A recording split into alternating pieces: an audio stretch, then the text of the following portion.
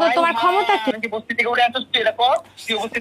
না, আমি তোমাকে বস্তি থেকে উঠে আনিনি, লাইলা উঠে আনছে, তারপর আমি তোমাকে আবার লাইলা থেকে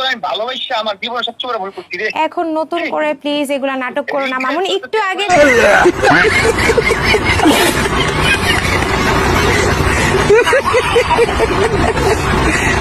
প্রিন্স মামুন লাইলাকে বিয়ে করে নাকি পাগল হয়ে গেছিল, সেই বুড়া মেয়েকে বিয়ে করছে, তার জন্য তাকে আর ভাল লাগে না।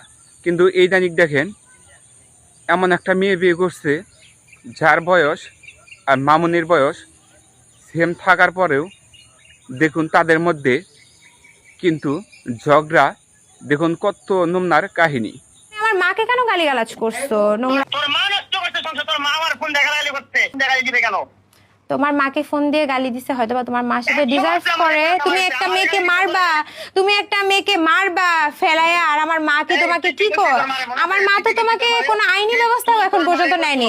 অন্য মেয়ে হইলে তো তুমি অনেকগুলা কেস খাইতা, এতদিনে জেলে থাকতা, তাই না? মামুন নিজের মুখে কি বলতাছে এবং মামুনের দ্বিতীয় স্ত্রী দেখুন কি বলতাছে, সত্যি শুনে অবাক হয়ে গেলাম যে প্রেম করে বিয়ে করেও মানুষ এইরকম করতে পারে।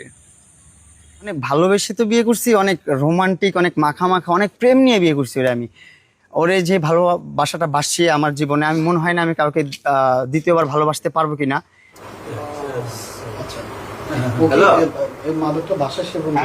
বাসায়, ফ্রেন্ডের বাসায়। तेरा बाप यहाँ छोड़कर गया था कि तेरी माँ